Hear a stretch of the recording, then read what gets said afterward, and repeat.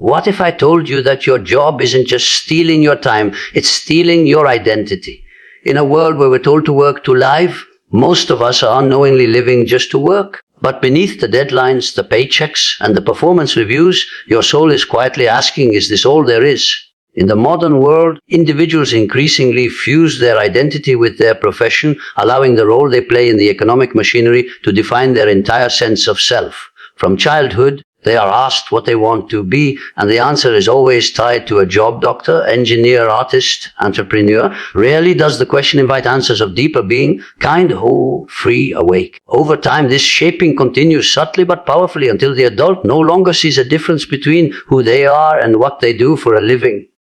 The work becomes the mask, and eventually the mask becomes the face. This identity entrapment is not a conscious choice, but a slow psychological conditioning. The persona, the outward identity an individual presents to the world, becomes entirely molded by professional expectations. If the career requires competence, control, speed, and focus, then these traits dominate not only during work hours, but gradually infiltrating all aspects of the individual's character.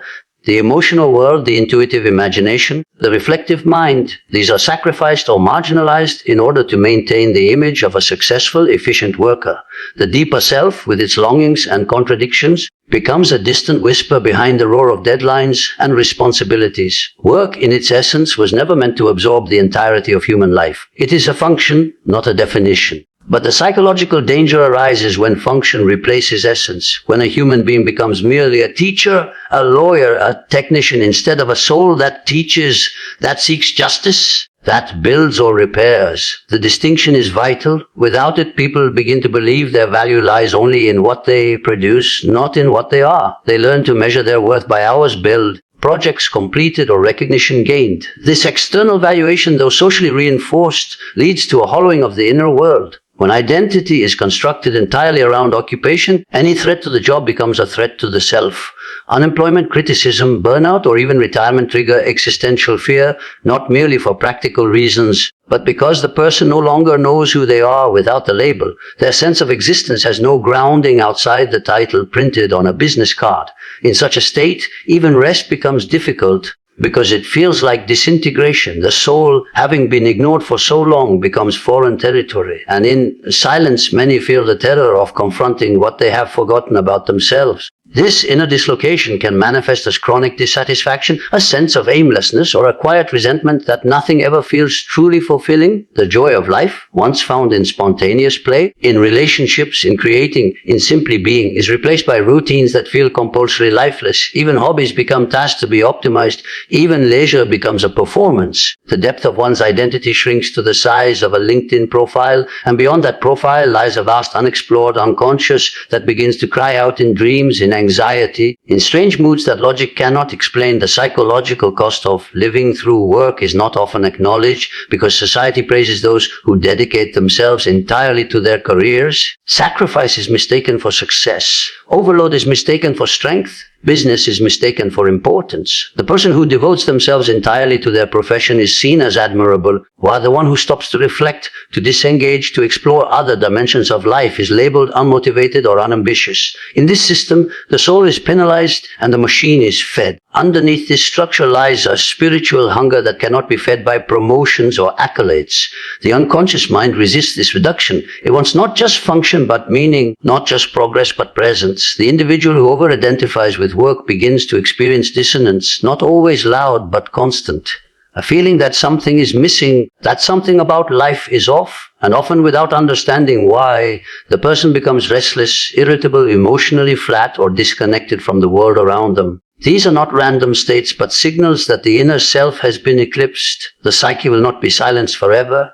It will always find ways to be heard. The age of industrialization and digital acceleration has brought with it a profound shift in how individuals relate to time, value, and self-worth. The idea of productivity, once a means to contribute to survival and community, has evolved into a moral standard by which people measure their personal virtue. To be constantly active, to produce visible results, to never appear idle, these have become signs of success, discipline, and even superiority. In this transformation, productivity ceased being a choice and became a demand, An unspoken requirement imposed not only by employers or systems, but by the internalized voices of society. The person is no longer simply working. They are being worked by something larger, more invisible, and far more controlling than any single task or deadline. This transformation is not merely social or economic, it is deeply psychological. The human mind begins to equate stillness with failure, rest with laziness, and reflection with weakness. The psyche internalizes the machine logic: output equals value. From this perspective, anything that does not produce immediate, measurable results becomes irrelevant or suspect. Creative exploration, emotional depth, philosophical questioning, these vital aspects of the human experience are dismissed as luxuries or distractions. People begin to feel guilty for being unproductive. Even during their free time, they feel restless when not multitasking. They are praised for being workaholics and rewarded for burnout, as if exhaustion were a badge of honor rather than a sign of imbalance. This internal compulsion for constant output is a form of psychological enslavement. The chains are not visible, but they are deeply felt. The person who is always rushing, always ticking off tasks, always measuring time in units of efficiency has lost access to something fundamental: the freedom to simply be. In such a state, work no longer serves life. Life is compressed into work. Every experience becomes instrumentalized. Even personal relationships may begin to feel like obligations on a schedule rather than organic expressions of connection. Leisure activities are judged by how useful they are, how much they develop skills or maintain health or boost productivity the next day. The tragedy deepens when one realizes that many people believe they have freely chosen this way of life. They see their overcommitment not as enslavement but as ambition. But ambition, when hijacked by unconscious forces, becomes compulsion. The desire to succeed masks a deeper fear of worthlessness. The drive to stay busy hides the anxiety of facing inner silence. When productivity becomes a moral good, failure is not just an outcome, it is a character flaw. This is why even small setbacks at work can lead to disproportionate feelings of shame or panic. The self has been so tightly bound to performance that any dip in productivity feels like a loss of identity. This compulsion also creates a society of comparison. Individuals do not simply strive to do their best, they strive to outperform others. Metrics, rankings, and performance reviews become tools not just of measurement, but of psychological warfare. One begins to live under a constant state of surveillance, either by others or by one's own hypercritical inner voice. There is little space for vulnerability, for experimentation, for failure as a path to growth. Instead, people present curated versions of their productive selves, masking the fatigue and confusion that simmers beneath the surface. Over time, this condition erodes the richness of the inner life. The imagination withers, emotional intelligence dulls, and the sense of wonder fades. People become efficient but empty, successful but disconnected, impressive but unhappy. They have mastered the art of doing but forgotten the meaning of being. Their calendars are full, but their hearts are vacant. The unconscious mind, suppressed by years of overwork, begins to revolt in subtle ways, through apathy, through strange dreams, through sudden desires to escape it all. These signals are not distractions from the path.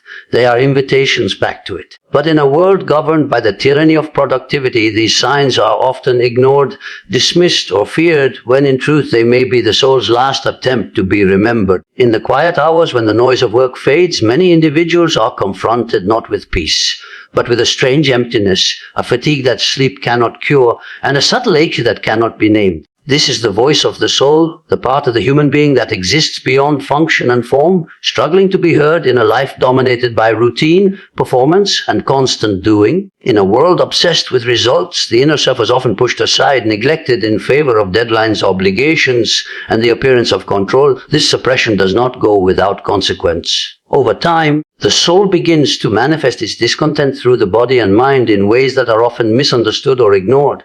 Burnout, depression, anxiety, chronic stress. These are not merely clinical problems to be medicated or managed. They are signals, messages from the deep unconscious that something vital has been lost. These conditions arise not just from overwork, but from a disconnection between the inner and outer life. When a person lives only on the surface, performing tasks, meeting expectations, achieving visible goals without nourishing the invisible aspects of their being, the psyche starts to fragment. There is no longer harmony between the world within and the world without. The self becomes divided, and the tension between its parts generates symptoms that demand attention. The modern response to these symptoms is often avoidance. People push through fatigue with caffeine and adrenaline, numb anxiety with entertainment or substances, and treat depression as a flaw to be corrected. The deeper question, what is the soul trying to express, is rarely asked, yet the psyche does not act randomly. It speaks in patterns, symbols, and emotions.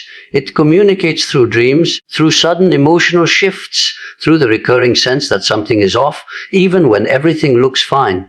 These expressions are not meaningless. They are the soul's way of saying, "You have forgotten me." This forgetting occurs gradually. At first, there is a compromise here or there, less time for creativity, less attention to relationships, less openness to wonder. But over time, the compromises become the norm. Life becomes a series of tasks. Each day is filled but not felt. Success may be achieved but without depth. People begin to live like machines, efficient, responsive but empty. The rich inner life that once gave color and meaning to existence is dulled by monotony and suppressed by the constant demand to produce. In this condition, even joy becomes performative, reduced to short bursts of pleasure that quickly fade. The soul, however, is persistent. It will not vanish. When neglected, it becomes the silent presence behind every smile that feels forced, every conversation that lacks truth, every victory that brings no real satisfaction. It becomes the weight that makes getting out of bed feel heavy, even when there is nothing visibly wrong. It becomes the quiet grief of a life that looks successful but feels incomplete. These are not signs of weakness. They are signs of life. They are the indicators that there is more to you than your role, your schedule, your goals. What the soul seeks is not escape, but integration. It does not ask that work be abandoned, but that work be in harmony with being. It asks for pauses, for reflection, for moments of silence in which the truth can rise. It asks for authenticity in a world that rewards pretense. It asks for relationships that nourish, not just support. It asks for a life that is not just productive, but meaningful. And when these requests are ignored, it protests, not with words, but with symptoms, with unease, with a persistent sense that something essential has been forgotten.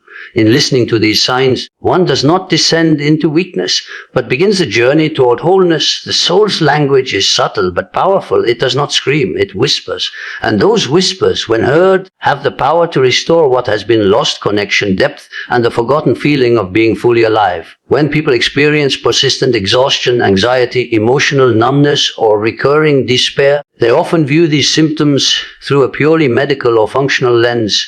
The dominant culture teaches them to treat such conditions as problems to be solved, imbalances to be corrected with therapy, pills, routines, or productivity hacks. But beneath these symptoms often lies something far more profound and less mechanical, a message from the unconscious, a symbolic cry from the deeper layers of the self. These experiences are not simply disorders to eliminate, but signals to interpret, carrying within them the truth of what the conscious mind has long ignored or denied.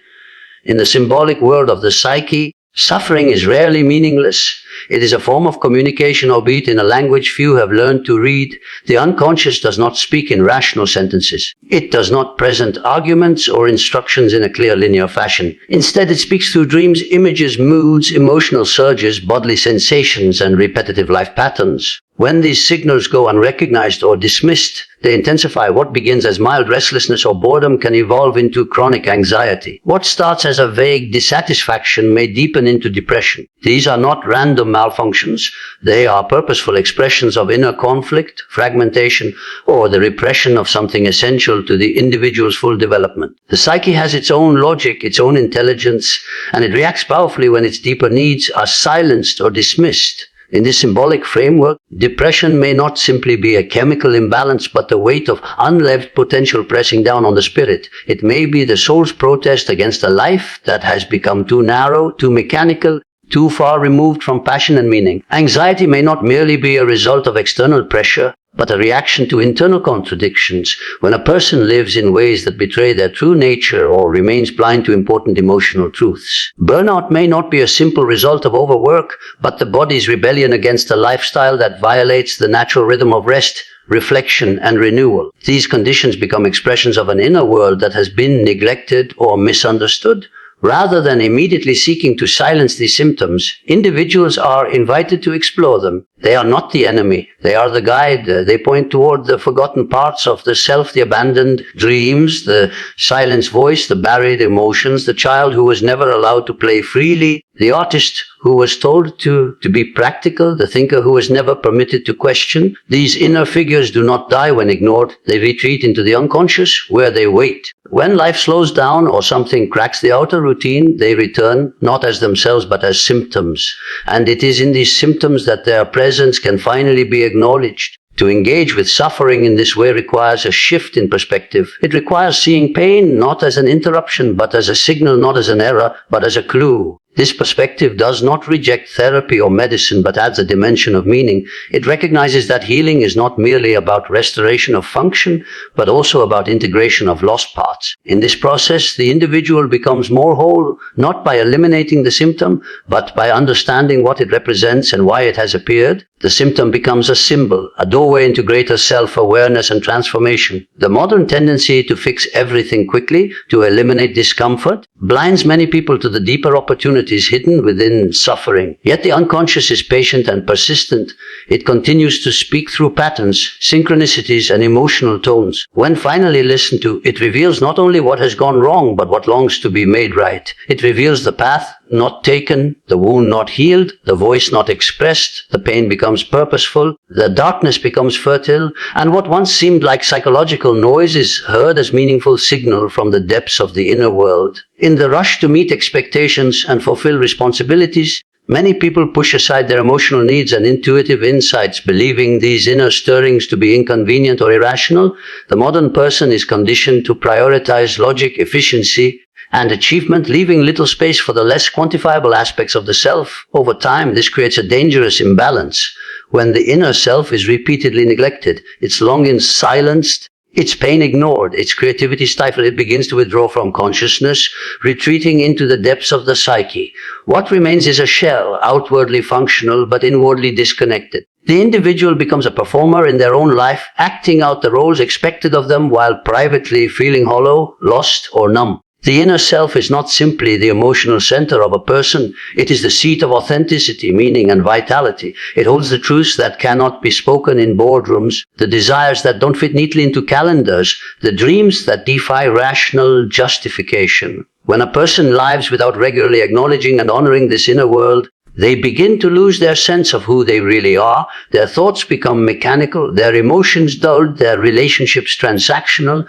They may continue to function well in society's eyes, but the deeper layers of the personality, the creative, spiritual, and imaginative layers, begin to wither from disuse. This disconnection does not happen suddenly. It is a gradual erosion, often unnoticed until the symptoms become undeniable. Small moments of boredom, dissatisfaction, or detachment are the early warnings, but they are typically overridden by discipline or distraction. People convince themselves that such feelings are indulgent or unnecessary, that there is simply no time for introspection or emotional exploration. In doing so, they distance themselves from the very parts of their psyche that give life richness and depth. The cost of this disconnection is not always dramatic at first, but it is profound. Without a strong relationship with the inner self, choices begin to feel forced, days begin to blur, and a creeping sense of meaninglessness begins to settle in. The consequences of ignoring the inner world are not limited to emotional flatness. When intuitive signals are ignored, people make decisions that are misaligned with their core values.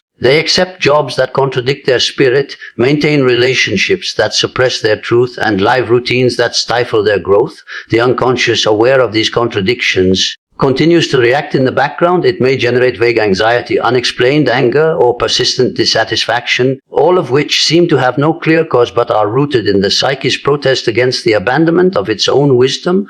The longer this protest is unheard, the more chaotic it becomes, erupting in behaviors or crises that seem irrational but are, in fact, deeply symbolic. To truly live in alignment with oneself, one must cultivate a relationship with the inner self. This means making time for reflection, for solitude, for creative expression, and for honest emotional exploration. It means questioning the narratives that have been imposed from the outside and listening for the quieter, often inconvenient truths that arise from within. It means being willing to feel discomfort, to face contradictions, and to confront the parts of the self that do not conform to the public image. In doing so, one reclaims the parts of the psyche that have been forgotten or repressed and begins to reintegrate them into conscious life. This reintegration is not a luxury reserved for philosophers or artists. It is a psychological necessity for anyone who wishes to live with depth and authenticity. The human soul does not thrive on function alone. It needs to be seen, heard, and honored. When it is, life regains its fullness, choices become clearer, our relationships become more genuine, the world, once flat and grey, begins to shimmer with meaning once again. The journey inward may be difficult, but it is the only path that leads to true inner freedom and lasting connection with the self. ChatGPT said, "The culture of professionalism, with its rules, expectations, and performances, has gradually constructed a psychological environment in which the most essential aspects of the human psyche are subdued or completely silenced. In this environment, individuals are rewarded for their ability to control, suppress, and compartmentalize emotional vulnerability, imaginative spontaneity, and personal reflection. Once natural expressions of human life are now viewed as distractions or weaknesses. People learn to present only their most polished, efficient, and agreeable selves, shaping their personalities around what is most acceptable to the structures that employ or judge them. The consequence is a subtle but powerful loss of the soul, a detachment from the deeper wellspring of being that cannot be reached through task lists or productivity metrics. Within the workplace, and increasingly in everyday life, people are taught to optimize themselves for visibility and reliability. There is little space for uncertainty, contradiction, or raw emotion. The full range of human experience is trimmed down to fit within the boundaries of competence and control. In this model, one is allowed to be enthusiastic but not too emotional, confident but not vulnerable, ambitious but not reflective. Anything that does not serve the goals of performance is gently pushed to the margins.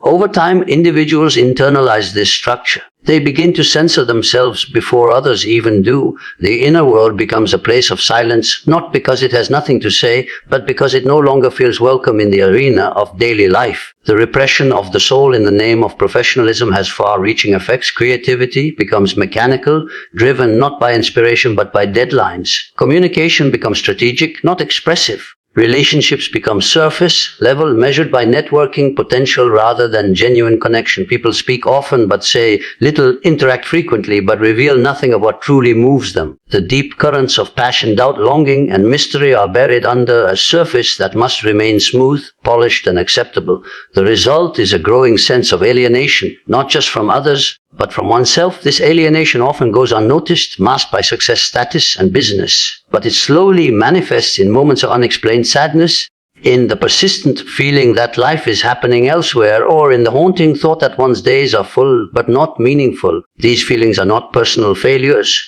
They are the symptoms of a system that has demanded the sacrifice of the soul in exchange for external validation. And because they arise from within, they are difficult to explain to others. One can appear to have everything, achievement, income, recognition, yet still feel empty, disconnected, or unseen. This is the condition of the soul when it has been silenced too long. Restoring the voice of the soul does not mean abandoning responsibility or becoming less professional. It means creating room within one's life for honesty, for depth, and for authenticity. It requires a redefinition of what it means to be competent, not as someone who performs flawlessly, but as someone who lives with integrity, who brings their whole self to the task at hand. It asks for a return to a more human way of being, one that honors feeling as much as thinking, presence as much as productivity. In such a state, work itself becomes more meaningful, because it is infused with life from within rather than driven by expectations from without. The soul's silence is not the absence of content, it is the suppression of everything that does not serve the outer mask. To break that silence, one must become willing to risk being real in a world that often prefers illusion. This risk, though uncomfortable, is the path to wholeness. It opens the door to work that feels alive, to relationships that nourish, and to a life that is not just efficient, but deeply fulfilling. The return of the soul does not require dramatic change, but it does require courage. The courage to feel again, to listen again, and to let the deeper truths of the self be seen and expressed in a world that rarely asks for them, but desperately needs them. Achievement in itself is not a false pursuit, but when it becomes disconnected from meaning, it turns hollow. In many lives, the focus shifts so intensely toward reaching external goals that the internal compass is completely disregarded. People become consumed by the next promotion, the next milestone, the next visible sign of success, and in that constant chase, they forget to ask why any of it matters to them at a deeper level. The accomplishments pile up, and yet the person feels no fuller, no more grounded, no more alive. The joy that was imagined at the summit of success often fails to appear, or if it does, it is fleeting, quickly replaced by the pressure to achieve something more. This cycle creates an illusion of progress, while the soul remains stagnant or even withers. The person becomes what society admires, but not what they truly are. They gather symbols of success, titles, income, recognition, but these symbols without inner alignment have no lasting substance. It's like drinking salt water to quench a thirst. The more consumed, the more the thirst grows. What's missing is not more achievement, but a sense of connection between what is done and who one is, between the outer accomplishments and the inner truth. Without that bridge, success becomes an empty ritual performed for an invisible audience rather than an authentic expression of purpose. This disconnection is not always obvious. On the surface, everything seems to be going well. There are celebrations, awards, applause. The calendar is full and the goals are being met. But beneath that surface, many individuals experience a kind of silent erosion. Their energy starts to feel drained not because of the volume of work, but because of its lack of soul. The inner world begins to question what the outer world affirms. There are quiet moments, perhaps in the middle of the night, or in brief pauses between activities, where the question arises, is this all there is? The reason this question is often buried or ignored is because it threatens the entire structure on which the life has been built. To acknowledge that one's accomplishments are not fulfilling is to risk destabilizing everything that has been invested in, often for years or decades. But denying this truth leads to a much deeper crisis, a life of repetition without renewal, motion without direction, effort without joy. The person may continue to perform and achieve, but they do so like an actor reading lines from a script they no longer believe in. The spark that once lit the path has dimmed, and no amount of applause can reignite it. The tragedy of such a life is not that success was pursued, but that meaning was sacrificed along the way. The soul does not object to ambition, but it demands honesty. It asks whether the work being done is aligned with inner values, whether the life being lived is a true reflection of the self or merely a response to external pressures. When the answer to those questions is unclear or negative, suffering often follows, not in dramatic bursts, but in a quiet, knowing sense of absence. The person becomes haunted by a feeling that something essential is missing, even if they cannot name it. To restore this lost sense of meaning, one must turn inward, not to abandon the outer world, but to realign with what truly matters. This may require questioning long-held assumptions, redefining success, or slowing down enough to listen to the inner voice that has been drowned out by business. It may require letting go of roles that no longer fit or embracing new paths that do not guarantee praise.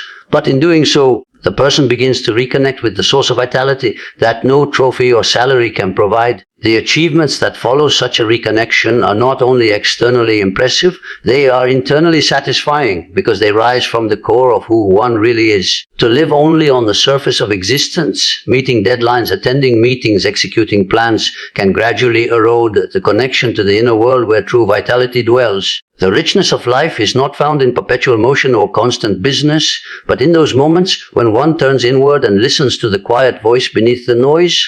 This voice is not loud, nor is it always comfortable to hear, but it is the source of truth, creativity, and deep presence. Without regular inward reflection, a person risks becoming merely a reflection of external demands, shaped entirely by what is expected, never touching the ground of their own being. The outward life may appear full, but inwardly, something essential remains untouched. Modern society leaves little room for this kind of inner work. Time spent reflecting, dreaming, or simply being is often labeled as unproductive or indulgent. From an early age, people are encouraged to act, produce and move forward, but rarely to pause and look within. Yet without this pause, life loses its sense of direction. Choices are made reactively rather than consciously. Relationships become transactional. Days become indistinguishable from one another. The mind remains active, but the soul begins to fade into the background. And when this happens, even the most well-organized and successful life begins to feel empty, lacking a center, devoid of meaning. Inward reflection is not a luxury for the few. It is a psychological necessity for anyone who wishes to live a life of integrity and depth. It is in the inner world that one encounters the unconscious, the vast realm of hidden desires, forgotten dreams, unresolved conflicts, and untapped potential.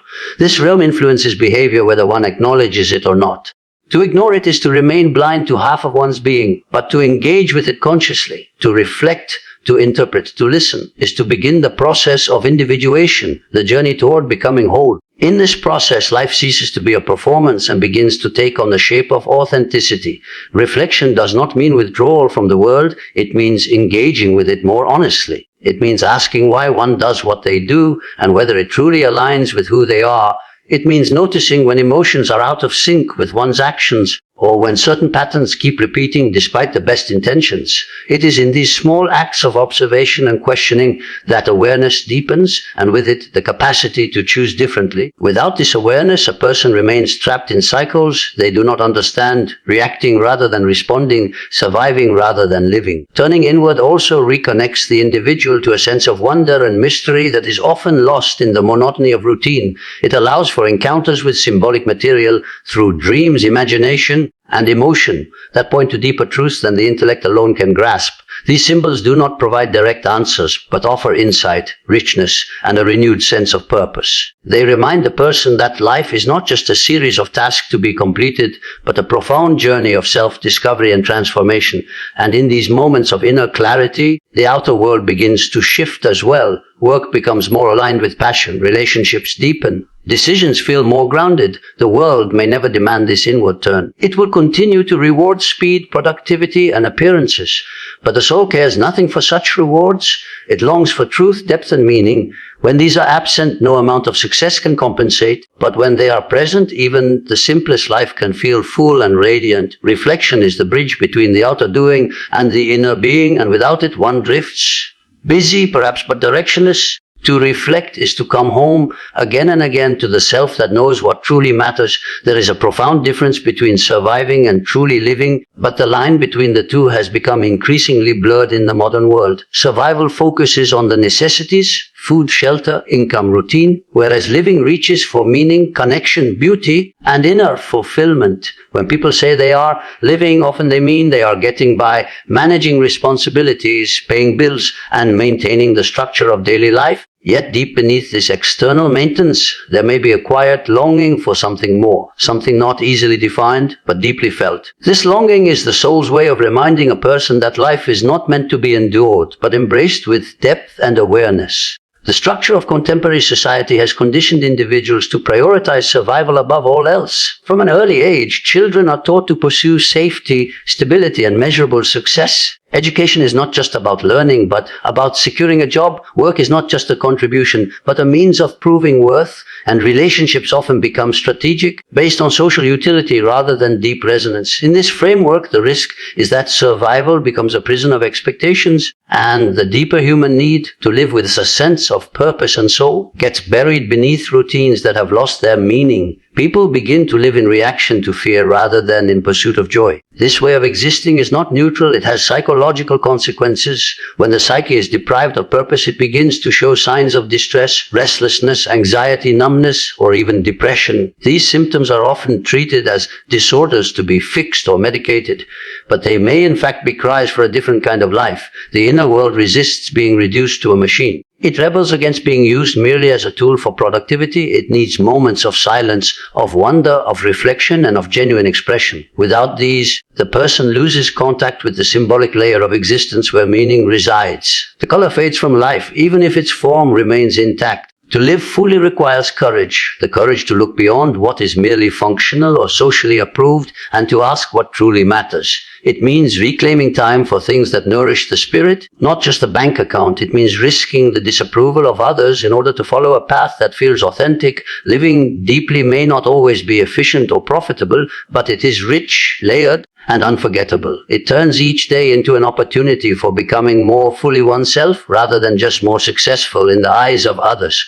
There are many paths to this kind of life, but all of them begin with a shift in consciousness. The individual must stop measuring life solely in terms of outputs and instead ask, what kind of person am I becoming? What brings me peace? Not just applause. What gives me energy? Not just obligation. These questions do not have simple answers and they cannot be outsourced.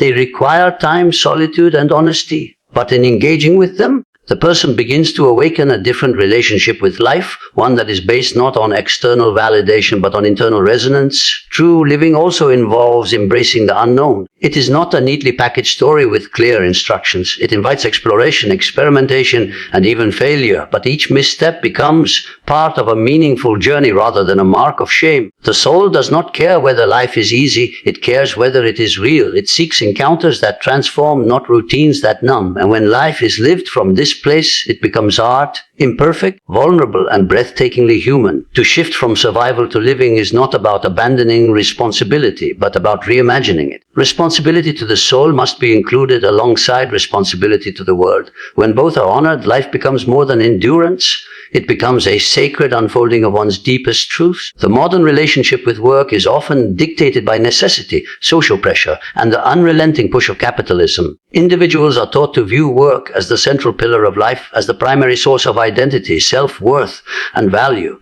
It is no longer merely a means to sustain life, but a measurement of it. This confusion between purpose and performance is deeply problematic. When work becomes an end in itself rather than a vessel for meaning, people begin to lose touch with their humanity. They sacrifice creativity for efficiency, connection for competition, and inner peace for external progress. In this condition, work no longer serves life, it consumes it. A life that revolves solely around labor quickly becomes narrow. It leaves little space for wonder, play, contemplation, or deep relationships, all of which are essential for a healthy and integrated psyche. The unconscious, which carries within it the rich symbols of myth, archetype, and instinct, grows restless in such a constrained existence. It begins to speak through dreams, symptoms, emotional eruptions, or spiritual dissatisfaction. These are not problems to be suppressed or solved through more achievement. They are signals from the psyche demanding a reorientation toward meaning. To redefine one's relationship with work is to move from unconscious compulsion to conscious engagement. It is to pause and ask whether what is being done is aligned with one's values, interests,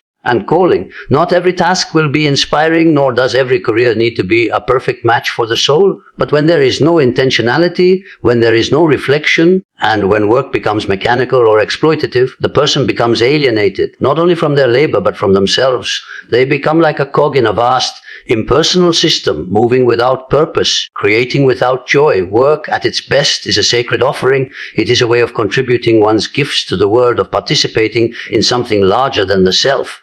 But for work to take on this quality, it must be approached with a sense of inner awareness and self-respect. It must be infused with meaning, even if the tasks themselves are humble. This does not require quitting one's job or radically changing careers. It requires a shift in attitude from passive acceptance to mindful participation. It means asking, what deeper value does this work support? How does this role reflect my true self? What can I learn from it? And how might I grow through it? In many cases, the problem is not the job itself, but the unconscious attitude brought to it. When work is seen as drudgery, a burden to be endured, it drains the soul. But when it is seen as an opportunity to embody patience, discipline, creativity, or compassion, it becomes transformative. Even the most repetitive task can carry the weight of meaning if done with presence and care. The alchemists understood this principle well. Turning base matter into gold was a metaphor for inner transformation. Work can be such an alchemy, but only when consciousness is brought into it. A society that prioritizes productivity over purpose creates individuals who are exhausted, disconnected, and spiritually impoverished.